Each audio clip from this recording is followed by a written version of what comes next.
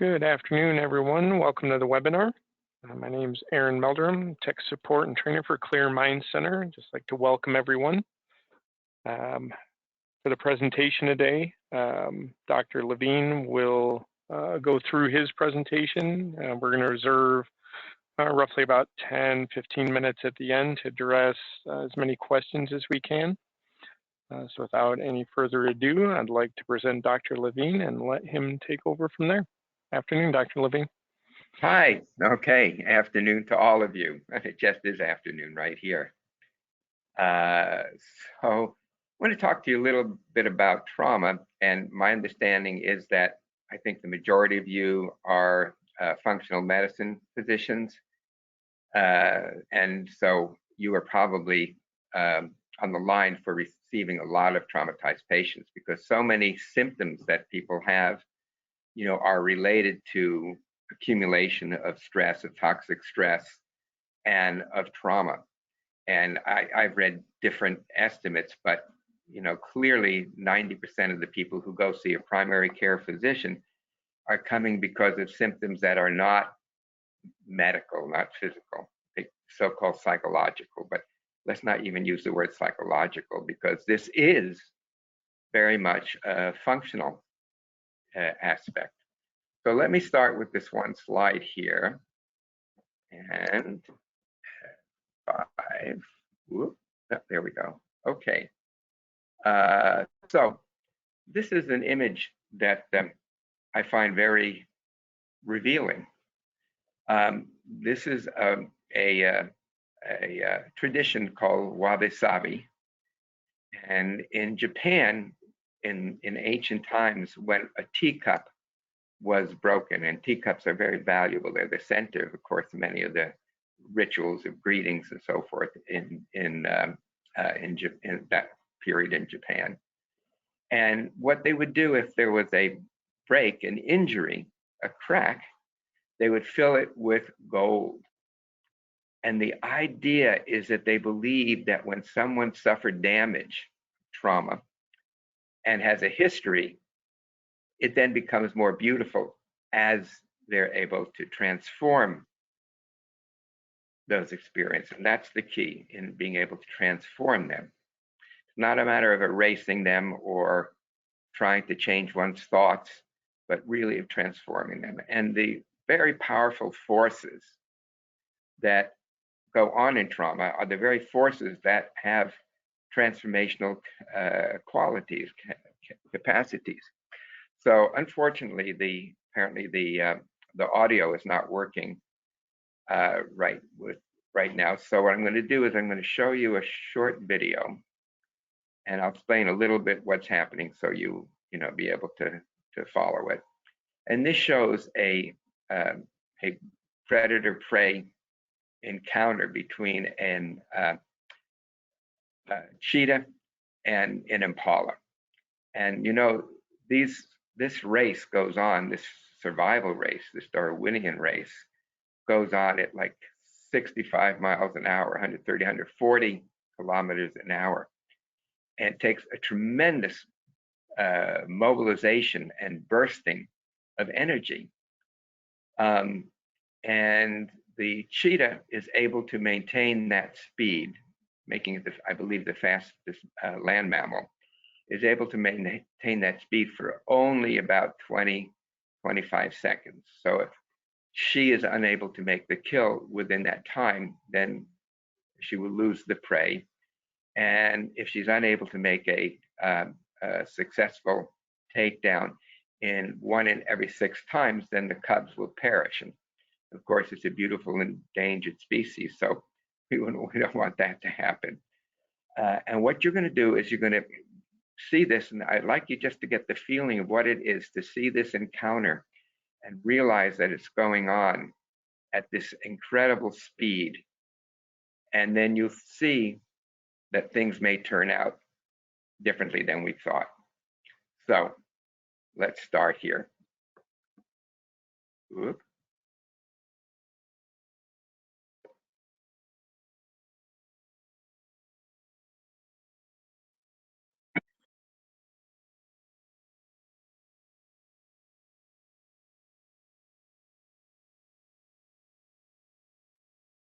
So they sense dangers in the air.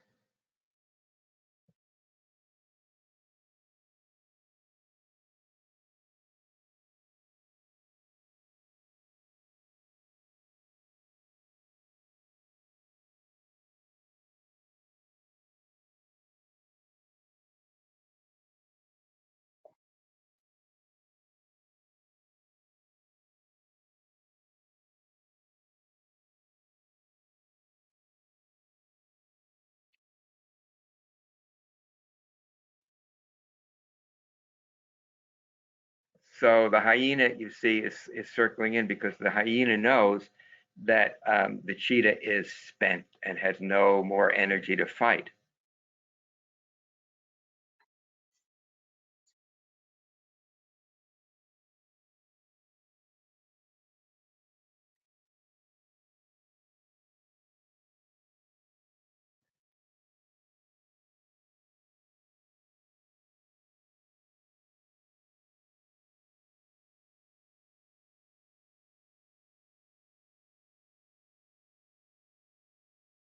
Okay. Oh,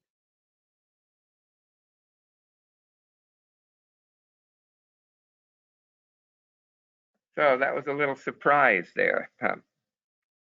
And what you're seeing, in a way, is why animals in the wild, in their natural environments, aren't traumatized, and then why we are so frequently traumatized, sometimes by things that seem, not even that far out of the ordinary. But the trick here, and let me see if I can see myself, so I'm sure people can see your screen. No. Okay, so I can. Is there any way I can see myself so I can see if what I have framed?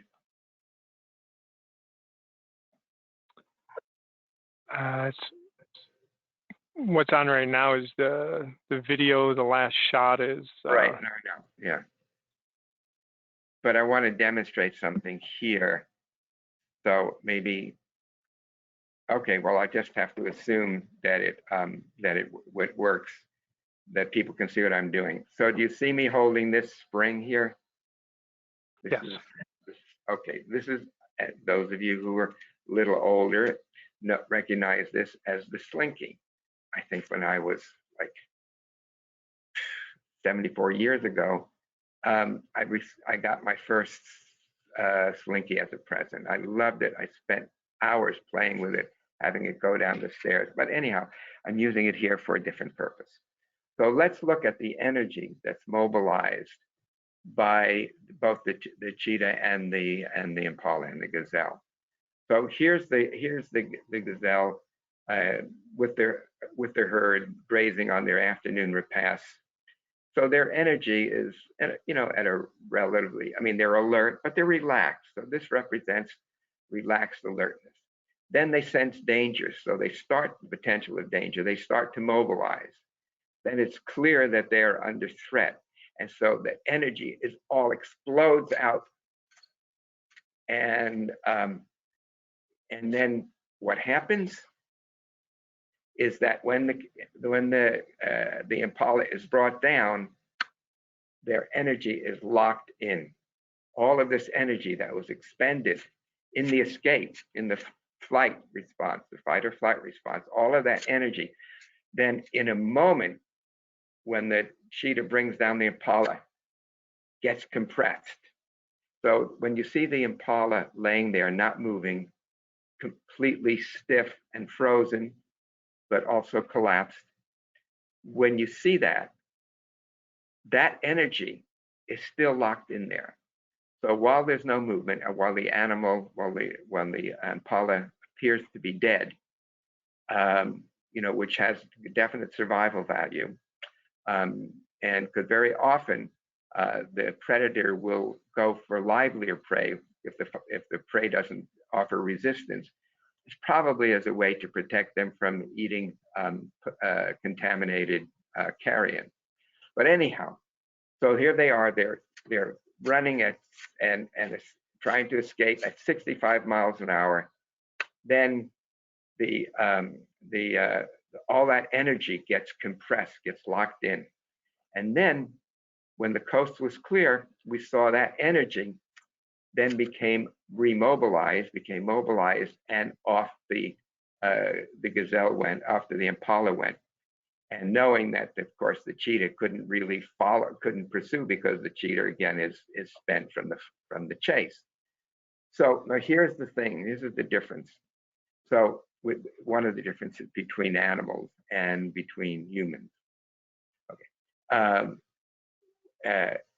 The energy released by the Impala was almost all at once. So the energy, the escape, and then the compression of that energy, that locked in energy, and then the energy gets released in continuing the flight response. Okay. So what happens though with people is that when that energy starts to release, then there is a tremendous fear that people have about that energy itself. They fear of being overwhelmed. And in a way, when a person's been traumatized, any change in how they're experiencing in their bodies seems like threat, because it has the potential of unlocking that energy all at once. So again, when I developed somatic experiencing, I needed to, well, let me tell you a little bit of a story here. My real introduction to trauma came in 1969, when I was asked to see a young woman named Nancy. And she was referred to me by a psychiatrist friend, a colleague of mine. And she had been sent to doctor, specialist to specialist, because she had what would now be called fibromyalgia, irritable bowel, migraine, severe PMS, chronic fatigue, and so forth.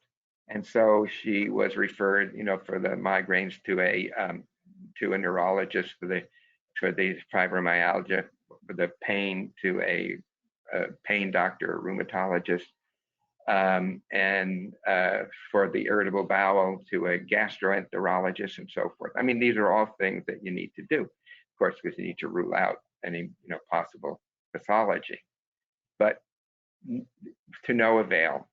So they thought, because she also was experiencing severe anxiety, panic attacks, and agoraphobia, she was really afraid to leave the house, even with her husband. And so, anyhow, he referred her to me. And at that time, around the mid-60s, I was developing some body-mind relaxation exercises. And he thought, well, at least if she could relax a little bit,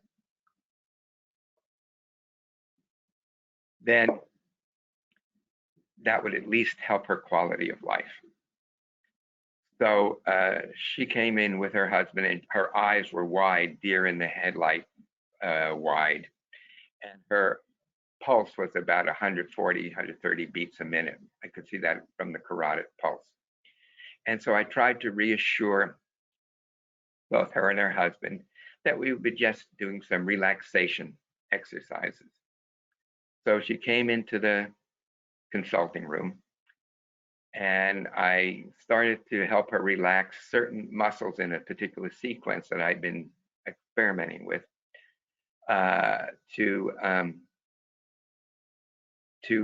begin to relax her jaw and her neck, particularly the anterior part of her neck. And then, much to my relief, her heart rate started going down. So it was down 130, 120, 110, 190, 80, 75. And just at that moment, her heart rate shot up wildly. And I realized that I was lost. I did not know why that was happening. And so if you can imagine the very stupidest thing that anybody could say at the time, that's exactly what I said. Yeah, maybe you've guessed it. Nancy, relax. You must relax. You need to relax. So much to my relief, her heart, as I said, her heart rate started going down and down to 100 to 90 to 80, 70, 60, 50. And she turned pale, and her fingers were cold. They were purple blue. And at that moment, even as I tell the story, because this is, I don't know how many years ago, how many decades ago, I still get a little twinge in my chest. I mean, of course, I know what the sensations are, and I let them move through it. So it's not a problem.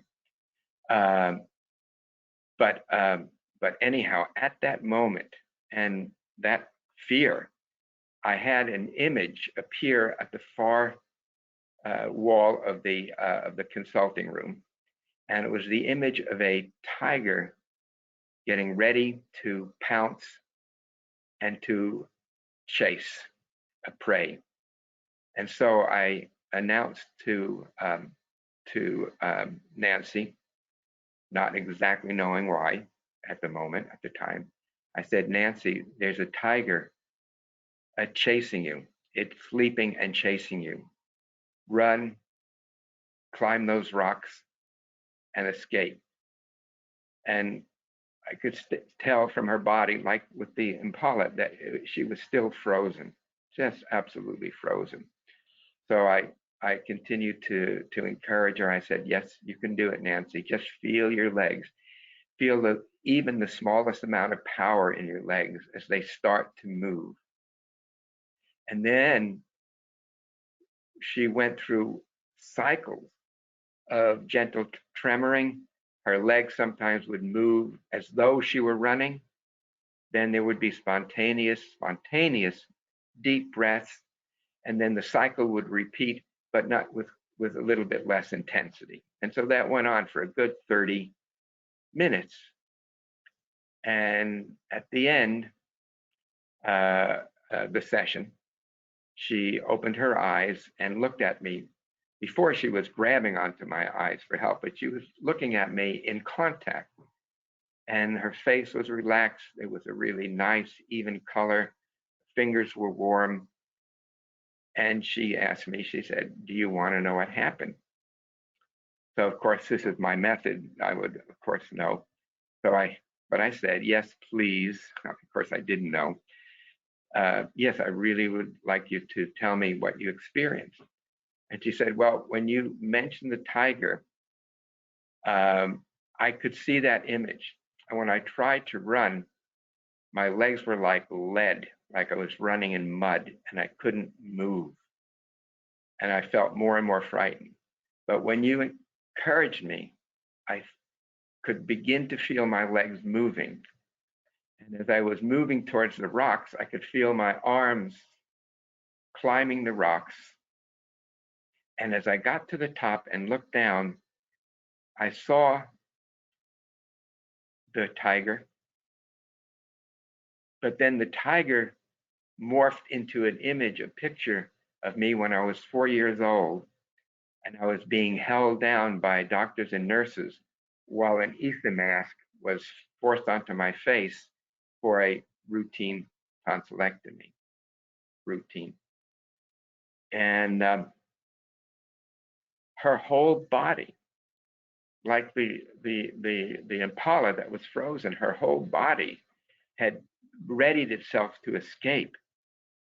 And it had been holding that response, the flight response, for decades. When I saw her, I think she was about 24. So it had been 20 years ago. Her whole body was mobilized, but unlike the Impala, she was unable to actually allow that energy to move through so that she could then come to equilibrium.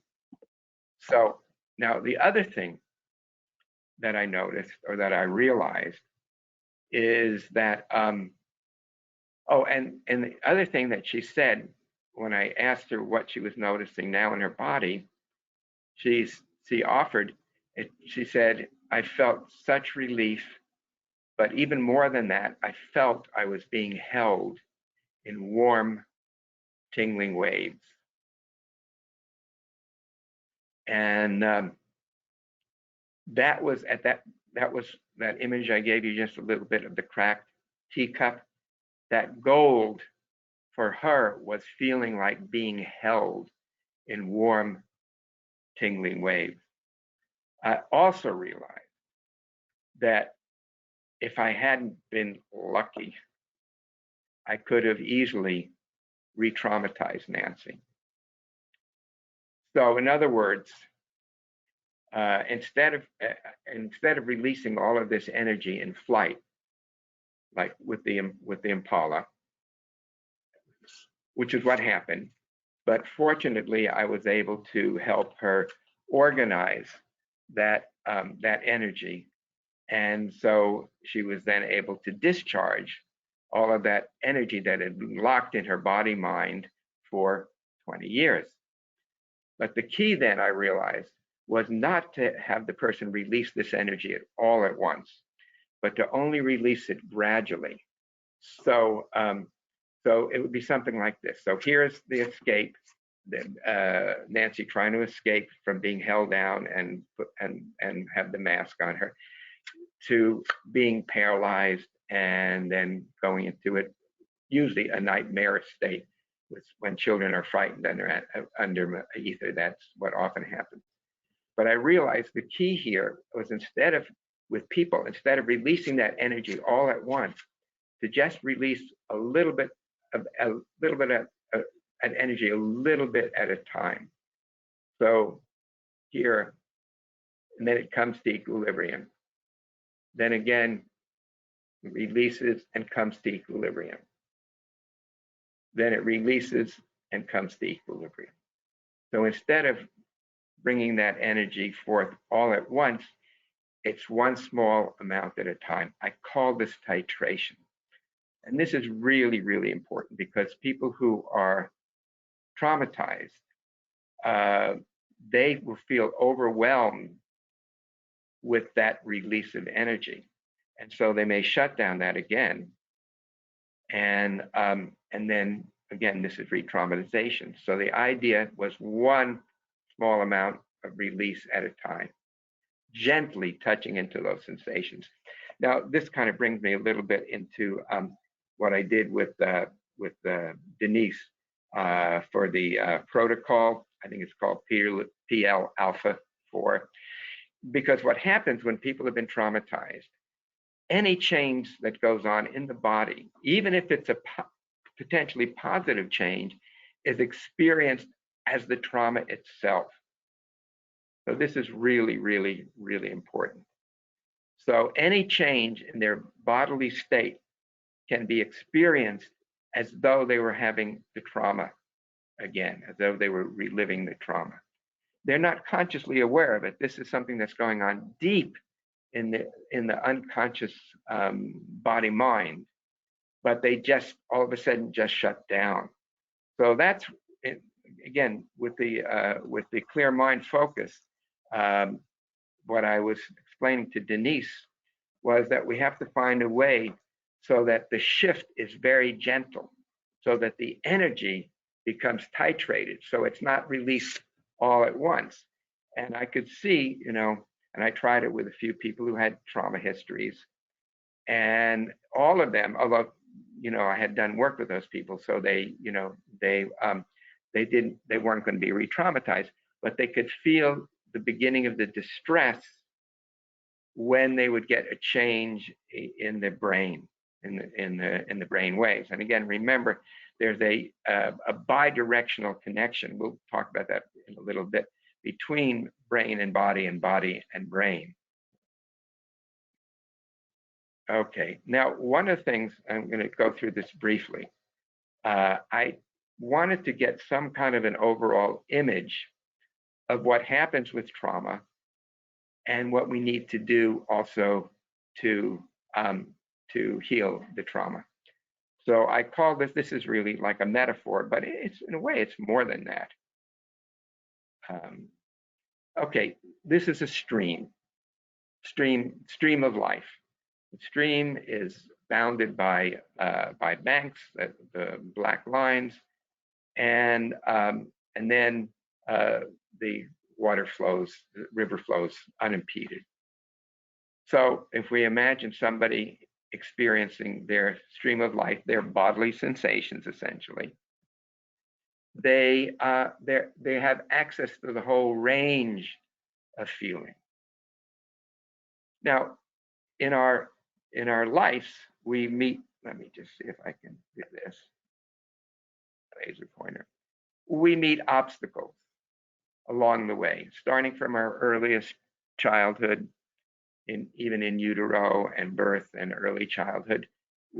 We have challenges, but most people, if they're given the support, if they're being held by an empathic witness, they move through these barriers and move back into the full stream of life. Okay, so here's an example of, again, the person moving through those impediments and then moving back into the full expression of life. Now, what happens in trauma is something very different. It's as though a force acts from the outside. It's as though a force acts from the outside and breaks and ruptures this barrier. And that's, in a way, what trauma is. Freud, for all the mistakes he made, originally gave a very good definition of trauma. And Freud said, trauma is a breach in the protective barrier against stimulation, leading to feelings of overwhelming helplessness. Let me repeat it, but I'm going to change one word. Trauma is a breach in the protective barrier against overstimulation, leading to feelings of overwhelming helplessness. So what happens when you have this breach? There's an outflow of the stream of the water, and it forms a vortex. You can do that experiment, with your own bathtubs, and you see the vortex. Okay, so now, when the person comes anywhere near this rupture, that is to say, near the trauma or near the sensations or images that are associated with the trauma, they're going to be pulled into that vortex, the black hole of trauma. So they're sucked up by the vortex and they're traumatized, they're re-traumatized. That's obviously what we want to avoid. So, but how the person responds to this. So either they're sucked up by the vortex, or, as you can see, they go as far away, they avoid, these are the avoidance behaviors with trauma, they avoid any sensations that are in any way related to the trauma, similar to the trauma, but because of that, their whole life energy has been constricted. And you're getting different kinds of symptoms, physical, emotional, psychological symptoms, both from being sucked up in the trauma vortex and into the avoidance behavior. So again, this shows, kind of illustrates in this graphic, the nature of the trauma and two reactions to it, which again, one is being sucked up by it, being re-traumatized, and the other is avoiding. And when you avoid, again, the very constriction of life energy. And again, you see people, they just don't, their life energy has been really suppressed, deeply suppressed. Now, here is the trick.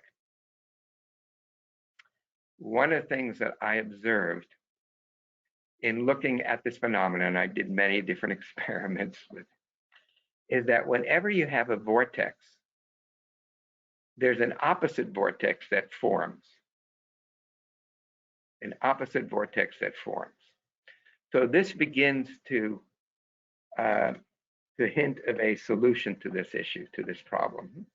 Because now, when the person moves towards the vortex, they first move around this inner vortex. I call this the counter vortex. The one in red is the trauma vortex, and the one which is in the mainstream, the trauma vortex is without the mainstream. The counter vortex is within the mainstream. They move around that counter vortex, around the periphery of it, again, releasing that small amount of energy each time as they move around, and then move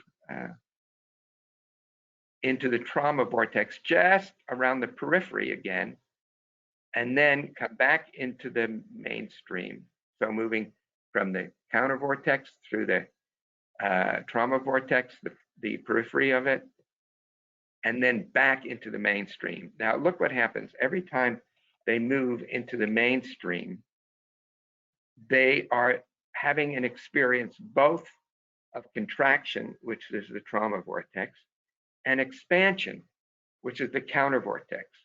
And by holding them together, there's a transformative aspect. So let's look at this little example here. Okay. So here we are. This is the energies. This is the energies of the trauma vortex. This is the energies of the counter vortex.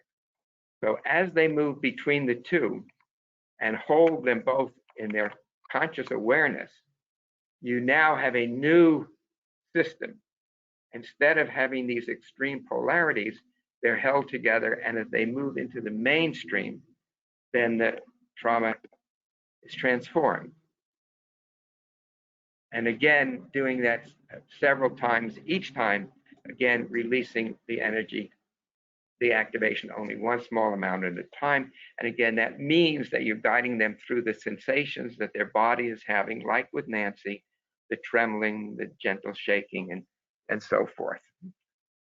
So, so anyhow, actually, when I was writing in an unspoken voice, I was gifted by the wisdom of the I Ching. I don't know if how many of you know what the I Ching is. It's an ancient Chinese text, and it's from 5,000 years ago. And what you do is throw two coins, three coins, and 3 times, I think, and it takes you to a chapter in this great book of wisdom. So when I was working on chapter 1, where I actually was hit by a car and how I rebounded from the trauma, I wanted to find, you know, a way to introduce the chapter. So the I Ching hexagram 51 says, when a man has learned within his heart, man or woman, what fear and trembling mean, he is safeguarded against any terror produced by outside influences. So as we're able to feel in a contained way, these gentle shaking and tremblings, and sometimes it's not even really visible. You're just seeing autonomic shifts, the heart rate going up or down, the color of their fingers changing, the spontaneous breath, and so forth. And then back into the mainstream, back into life. Okay, this is kind of interesting. A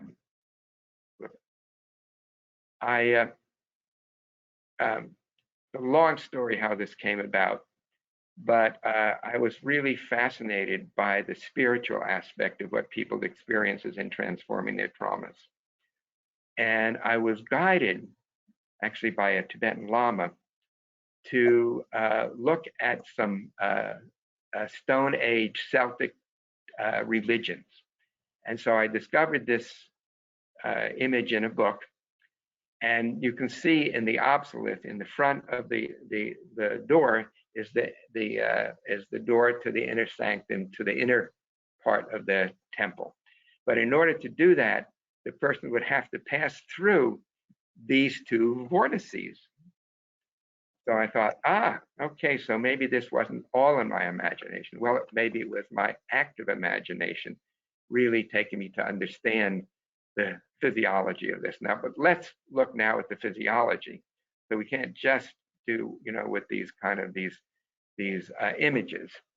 And there are 3 basic energy systems in the nervous system and the body.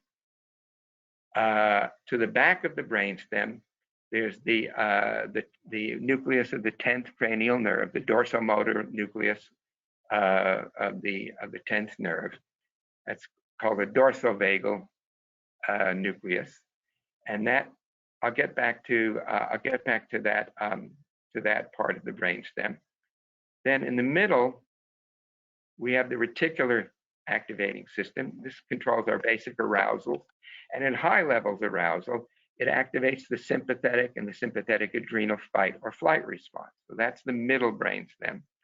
And then the ventral part of the brainstem, the front part of the brainstem, there's a nucleus called the nucleus ambiguus, and it sends nerve fibers to the muscles of the throat, the larynx and pharynx, the muscles in the middle ear. Whoop, I hear some noise there. I hope it's to the muscles in the middle ear, and to the facial muscles, particularly the facial muscles around the eyes. So there's a little bit of a mystery here, and this is where my dear friend and longtime colleague Stephen Porges comes in, because although I had been observing this, in my clients, I didn't really have a neurophysiological way to really be able to explain what was going on, and to suggest again ways of moving back into life, into the mainstream. Okay, so the dorsovagal nucleus, the vagus nerve, vagus meaning from Latin, wanderer, vagabond. This nerve goes all the way subdiaphragmatically. It innervates all the muscles, all of the smooth muscles in the gastrointestinal system, and of, I think, almost all of the internal organs as well. And it also affects the heart and the lungs. And actually, Darwin realized this, and he called it the pneumogastric nerve. In other words, gastric, the gastrointestinal, and the lungs. He also realized, which was amazing at the time, that because he knew this from some of the neuroanatomy, that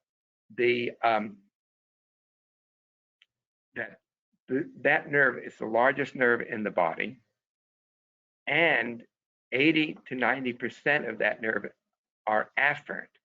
So it's actually taking information from the guts and relaying it back into the brainstem through the nucleus solitarius, which again then affects the dorsovagal. So let's look at an example here. So you're walking out today and you see somebody hit by a car, and they're laying down on the ground, and you immediately see that and you go, ugh, and you feel your guts twisting. So that twisting stimulus, remember, the efferent, the motor component of the vagus nerve, the unmyelinated vagus nerve, is 80 to 90% afferent. So the first reaction is efferent through the motor system, guts twist. That information then through the sensory receptors in the viscera are then relayed back up the vagus nerve, and their effects are amplified in the brainstem. So you're having like a positive feedback loop, an amplification loop, but with very negative consequences. Because the initial reaction to the carnage is, oh. Then the next is, as it gets amplified, is, oh. And then again, finally, oh, and there's just collapse around the diaphragm and the viscera, and the person is in a deeply then traumatic state. So the question is how to help people move out of that shutdown state, which is what we saw with Nancy when her heart rate plummeted to 50 beats a minute. That's the vagus nerve affecting the heart rate, as well, of course, as the guts. Let me see. So this is a little illustration of my friend Stephen Porges' polyvagal theory. By the way, it's something I recommend all of you look up. Stephen Porges, he has a website. Anyhow, he kindly gave me this, this visual. So on the left, or at least on my left, we have the environment. And on the right side, we have the visceral state. So if the environment is perceived to be safe, then we stimulate the ventral vagus nerve. And again, that's the part that goes to the larynx, the pharynx, the middle ear, and the eyes. And why, what do they all have in common? I mean, if you're making this kind of neural organization, there must be a reason for that. So it is, and this again was the brilliance of Stephen's theory, is that that when you hear, well, when, okay, I'm talking to you, and if I talk to you in a monotone and give you the theory of neuroception promoting mental and physical health, you are going to tune out so quickly, because what I'm conveying, not just in facts, but in my energy about my expression, that that my prosody, the way I modulate my sound, is conveying much more information than the cold facts.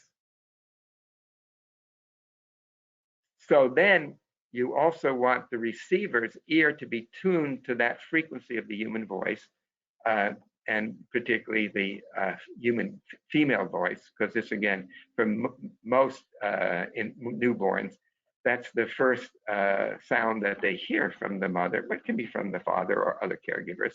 We're saying, oh, we're so glad that you're born. We welcome you to the world. We love you so much. Again, the middle ear is tuning to that frequency range.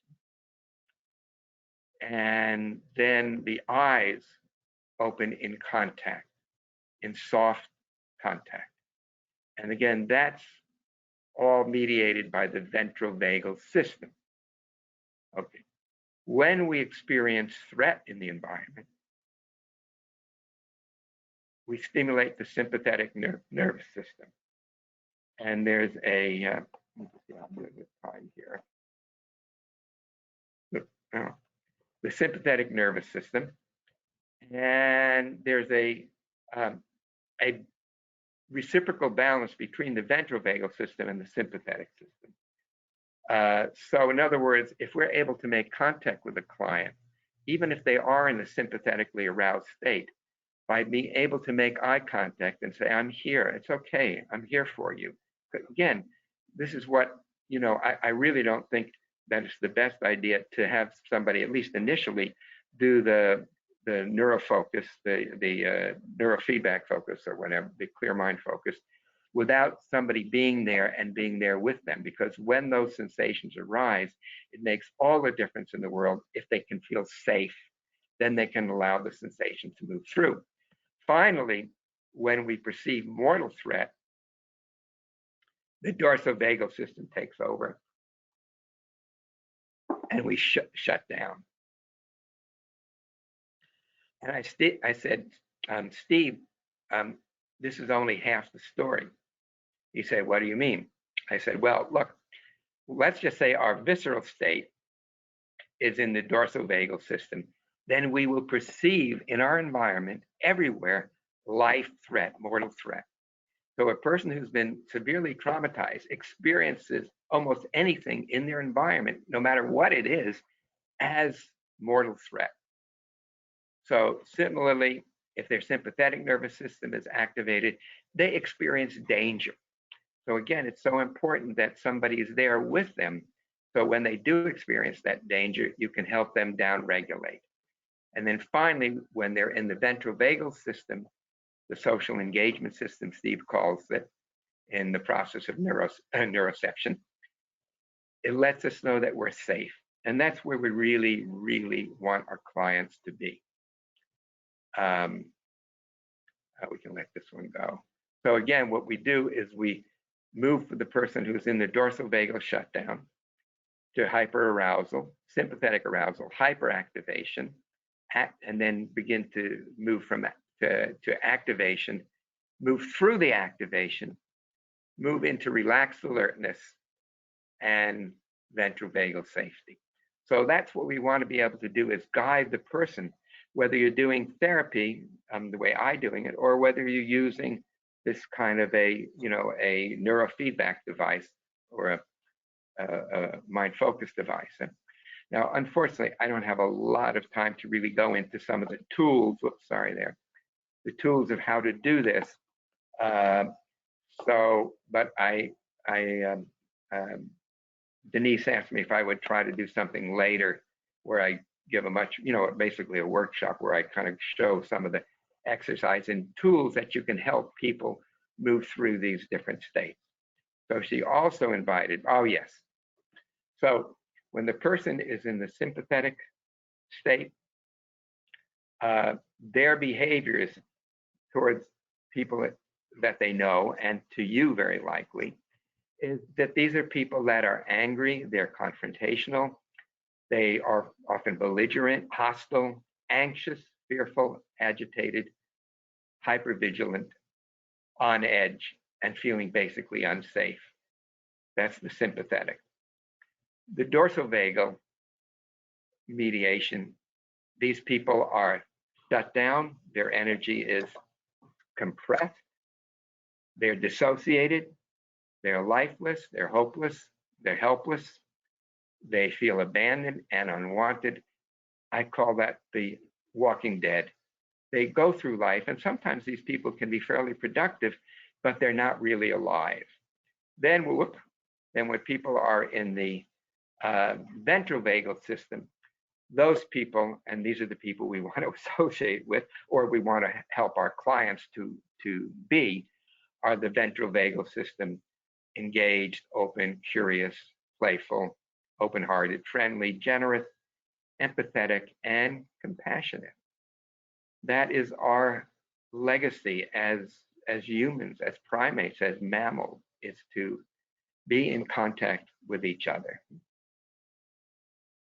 And again, when we have immobilization with fear, that is what feeds the paralysis. But we can have immobilization without fear. And again, as people are able to experience that part of them that feels paralyzed, but in a safe way, then they'll move out of the immobilization, again, back into aliveness. But again, they have to be feeling safe enough. Yeah. Oh, okay. Oh, yes. Denise suggested I just briefly, before I take questions, go over some of my written books and other material. There's a video that you can look on YouTube. It's called Ray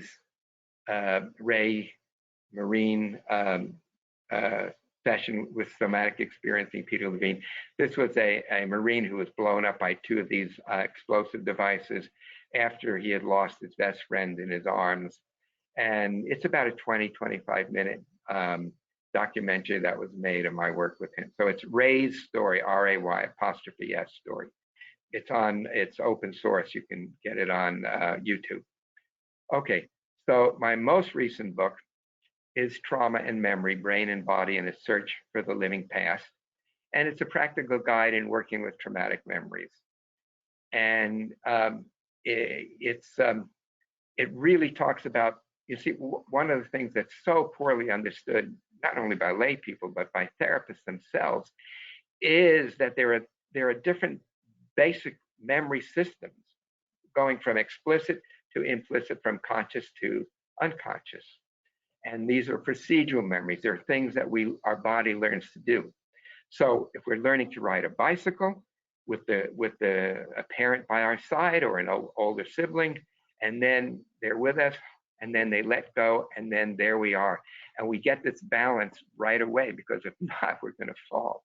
So procedural memories are often what's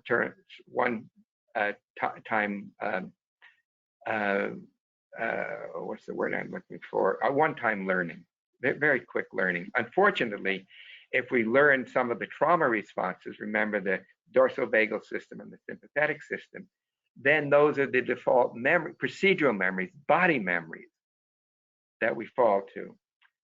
Okay, so then below is Waking the Tiger. That was the first book I wrote in 96, I think it was 96 or 97. And you know, it's looking at trauma in a new way, because again, at that time, when I began to really develop my work in healing trauma, at that time, this was still already 12 years before the definition of trauma as PTSD. So I didn't know that trauma was supposed to be an incurable brain disorder, a brain disease that can only be managed by drugs and by helping people change their thoughts. So that was the initial encounter to how I really understood trauma in the body. Then after that, I wrote In an Unspoken Voice, and that goes much more deeply into the psychophysiology and a number of the different exercises to help people shift out of traumatic states. I think it's called In an Unspoken Voice, How the Body Releases Trauma and Restores Goodness. And then I did a couple particularly for children, for parents, this one called Trauma Proofing Your Kids, a Parent's Guide for Instilling Confidence, Joy, and Resilience.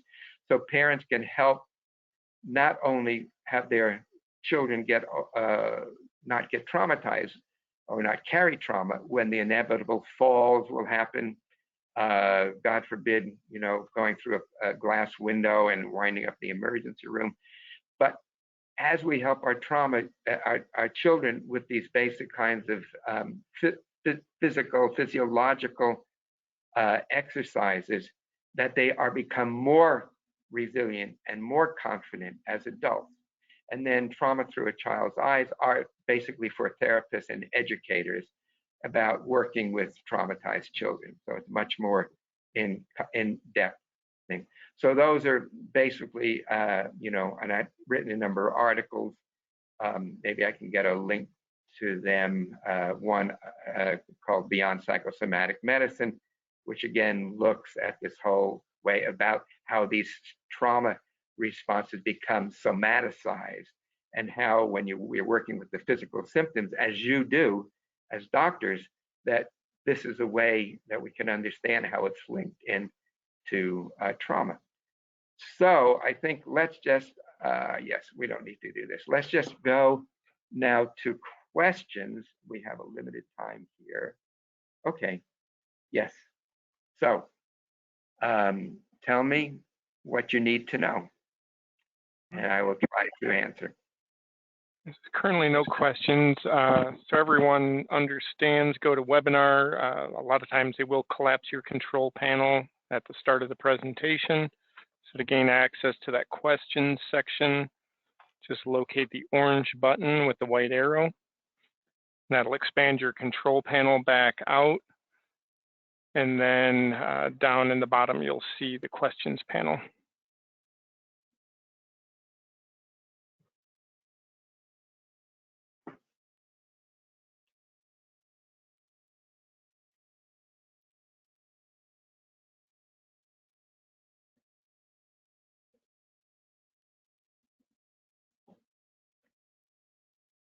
All right, so question came in, when is it appropriate to use the Clear Mind Focus with trauma work? This is, okay, good. I'm glad you asked that question. I think it can be helpful for trauma, but again, I would suggest going to the program, and you'll have to find out from Denise exactly how you do that. It's called PL Alpha 4. And what I do is I very gently, I call it sloshing, between the counter vortex and the trauma vortex, back and forth gently, one little bit at a time, so the person is exposed to some of these sensations, which will help them go out of the trauma, but not all at once. So if you're working with people who have these kinds of elusive physical symptoms, or more classic symptoms like flashbacks, nightmares, hypervigilance, and so forth, you know, this program, I think, really helps. And I think that Denise showed it, I think, to Klinghardt, and he got it right away. He said, "Oh yes, okay, now I really, really understand. That's the Dietrich Klinhart. And I think she's, you know, given it to other people to use. I'm pretty sure it can be used now, but again, you'll have to check with her. But I would definitely start there. And actually, I don't see any reason why not to start there with anybody, because again, you get this very gentle sloshing, which says, oh, okay, whatever I'm feeling, even if it seems frightening, it's really not frightening, because I can just slosh through it. I can move between the counter vortex and into the trauma vortex and back into the mainstream. So it really takes people into that rhythm. So that would be my recommendation. I'd say it's really probably an excellent idea just to start with that and to notice people's responses. And for sure, if people are traumatized, you absolutely want to do that. If they are likely to be traumatized. And again, if they're coming to you, quite frankly, I think the odds are they have experienced significant trauma in their lives, which have become somaticized, and which they, you know, there is no medical diagnosis. These are often called, believe it or not, MUS. So it's a diagnostic category. MUS stands for medically unexplained symptoms. But look, if you have medically unexplained symptoms, there's a really good chance that you've experienced in your life toxic stress and trauma. So again, you want to just do something that, again, lets them move back and forth between that inner and outer vortex and integrate it back into the mainstream. And I believe that's what the PL Alpha 4, I think, it really was designed to do. Okay. Two-part question. Somebody's asking if you can explain the PL Alpha 4 protocol a little bit more, and then also how long would you leave somebody on that PL4 protocol for? Good question. In general, great question. I would definitely do it for a short time first, even just for a few minutes. You know, there's nothing wrong with, because again, remember, if you have this coiled up energy, you know, again, you want to just let it release just a little bit at a time. So I would just do that for a few minutes and then check in with them and find out what they're noticing, sensations, feelings, images, or thoughts, and to just note them. You don't really have to do anything with them. You don't have to do really a lot of therapy, because by being able to just move through that, you actually are doing some important therapy, because this approach is a bottom-up approach. You know, most conventional talk therapy is more like top-down. So you work with the person's thoughts, their negative beliefs, and some of their feelings. But this, you're working with the core primary bodily sensations, and then the feelings, and then moving into what are called episodic memories, and then be able to form coherent narratives. So again, you're not doing trauma therapy per se, but you are having trauma-informed use.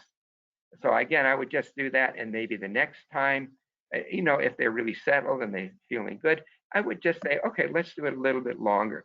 And again, you don't have to do all at once at one time. You know, they could even do this at different sessions. So I would then not go to some of the other protocols until the person was able to comfortably do, and I forget exactly how many minutes that's for. Again, I'm sure Denise can give you that information. But I would just do that a couple of times. And then, again, it's really important that you're there with them, that you're not alone. They're not alone, you know? And so they have the headphones on and the goggles maybe, but you're there and they know that you're there. And then, you know, if they're comfortable about doing that at home, then again, I have to still, some of this is still a work in progress, which ones might be best to do afterwards. And of course, that depends a lot on, you know, the whole spectral analysis of the brain waves. And it probably wouldn't be a bad idea, if it's possible, to do it before the PL Alpha 4 and then after the PL Alpha 4. But I'll talk to Denise more about, you know, how we might best, you know, give you directions for that. Okay, another question. Somebody's asking, what does it look like when somebody is releasing during using that protocol? What would you see, or how Okay. would you know? You notice changes in temperature. So, for example, the hands may start getting cold, but then they'll open and be warm. There may be some gentle trembling or vibration, which the person will experience as sensation, as tingling or vibration. Then they also, you'll notice spontaneous breath. It's not like they're deliberately trying to take a deep breath. It's like the breath takes them. Again, I have a number of exercises to help people restore that breath, but we don't have time to do that now, obviously. And then facial expression. Again, if they have the goggles on, I would have them take the goggles off. And if they want to make contact with us, to just, to make contact and to share a little bit of what their experience is. So, and then when you're doing some of the standard protocols, like Bright 1, 2, 3, and all of these things, I again would hopefully work more with Denise to really see what some of the best sequences are. Again, also being informed by the spectral analysis. All right. Next question. Could you say something about paradoxical responses? Yes. Well, I think I know what you're talking about. Yes, because the person relaxes. Remember when Nancy started to relax, and she would relax, and then boom, all of a sudden her heart rate shot up wildly. That's sometimes actually called relaxation-induced anxiety or relaxation-induced panic. But when they coined that word, they had no idea why that was happening. For me, it was quite obvious. So anyhow, that would be a paradoxical response. So again, if you just, instead of having the person relax so much as they might relax with PL alpha 4, I would again just use it for a short period of time and see what the relaxation is like. And if they're uncomfortable with some of the sensations, just ask them if they're willing just to touch into those sensations, just to notice, to feel the sensations, and then to notice what happens next. Again, as I say, there are lots of different, tools for this, techniques and tools for this, but that's basically what you want to do. That's the basic overarching idea. But definitely, you're going to be with people who are traumatized. You will very frequently see these kind of paradoxical reactions. And again, when you're working with physical symptoms, it's possible that the physical symptoms may appear just temporarily, acutely. It may appear more acute, but then generally in a matter of minutes or days, or occasionally a day or hours, or occasionally a day or two, that the symptoms will then abate and the person will feel better and feel more energy. Another question, will you elaborate more on how a practitioner using the focus or clear mind units with a client may further assist them during emotional processing? Okay. Again, if there's a lot of stuff I can talk to in this regard, but being present is absolutely, absolutely critical. Trauma is not just what happens to us, but what happens in the absence of a connecting, empathic witness. So basically, just to have somebody witness the distress or the fear or the images, and they may come up. They absolutely may come up. And in some ways, they might be even more likely to come up with PL alpha 4, because what happens with the other ones is when they feel this, this activation, then they just shut down and they don't allow those sensations to flow. So again, if you're there, if you're with them, and they know that you're there and you're present, and we have to be present within ourselves. We can't be present with another unless we're present within ourselves. So first step, being present with ourselves. Second step, connecting with the person. And the third step will more or less take care of itself. Again, there are lots of different tools and techniques that you can offer. But the basic idea is that if you're there and if you're present, and if they know that you're there, then it's going to go okay. I'll try to take one more question, then I have another. Two more quick questions, I think. Next one, would this also be helpful for pregnant mothers with anxiety and learning breath work? Yeah, absolutely. Absolutely. I mean, again, you always want to be careful, extra careful with somebody who's pregnant.